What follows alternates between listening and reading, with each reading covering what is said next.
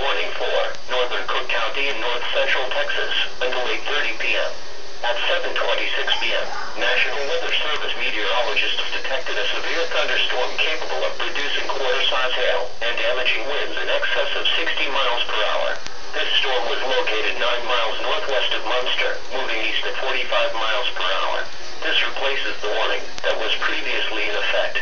The severe thunderstorm will be near Munster around 7:35 p.m., Callisburg around 7:55 p.m. If you are caught outside, seek shelter in a strong building and stay inside, away from windows until the storm has passed.